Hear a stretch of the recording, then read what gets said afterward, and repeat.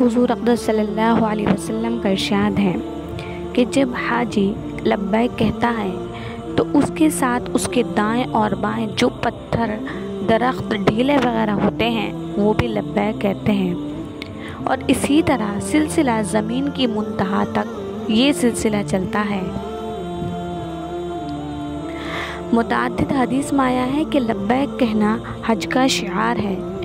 ایک حدیث میں آیا ہے کہ حضرت موسیٰ علیہ السلام جب لبیک کہتے تو حق تعالی شانہ جواب میں فرماتے لبیک یا موسیٰ۔ حاجی کی ایک لبیک ہی نہیں، اس کی ہر چیز میں مستقل اجر اور فضیلت ہے۔ ایک حدیث میں آیا ہے کہ حضرت عبداللہ بن عمر رضی اللہ عنہ فرماتے ہیں کہ جب میں حضور اقدس صلی اللہ علیہ وسلم کی خدمت میں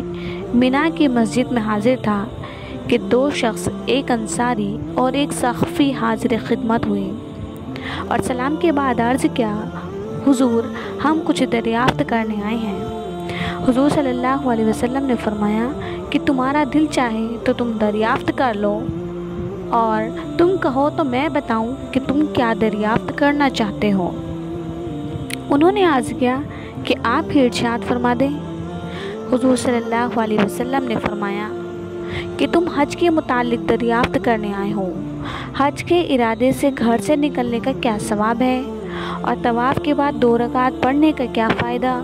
اور صفا مروہ کے درمیان دوڑنے کا کیا ثواب ہے، اور عرفات پر ٹہرنے اور شیطانوں کی کنکریاں مارنے کا اور قربانی کرنے کا اور طواف زیارت کرنے کا کیا ثواب ہے۔ انہوں نے عرض کیا کہ اس پاک ذات کی قسم جس نے آپ کو نبی بنا کر بھیجا ہے، یہی سوالات ہمارے ذہن میں تھے۔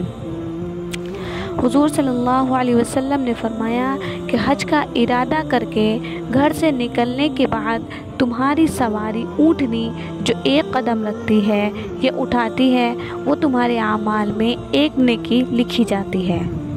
اور 1 گناہ معاف ہوتا ہے،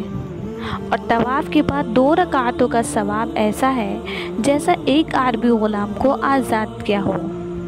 اور صفا مروہ کے درمیان سعی کا ثواب 70 غلاموں کو آزاد کرنے کے برابر ہے۔ اور عرفات کے میدان میں جب لوگ جمع ہوتے ہیں تو حق تعالی شانہ دنیا کے آسمان پر اتر کر فرشتوں سے فخر کے طور پر فرماتے ہیں کہ میرے بندے دور دور سے پراگندہ بال آئے ہوئے ہیں، میری رحمت کے امیدوار ہیں۔ اگر تم لوگوں کے گناہ ریت کے ذروں کے برابر ہوں یا بارش کے قطروں کے برابر ہوں یا سمندر کے جھاگوں کے برابر ہوں تب بھی میں نے معاف کر دیے۔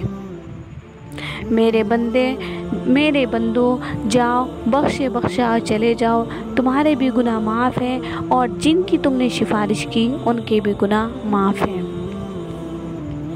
اس کے بعد حضور صلی اللہ علیہ وسلم نے فرمایا کہ شیطانوں کی کنکریاں مارنے کا حال یہ ہے کہ ہر کنکری کے بدلے 1 بڑا گناہ جو ہلاک کر دینے والا ہو معاف ہوتا ہے،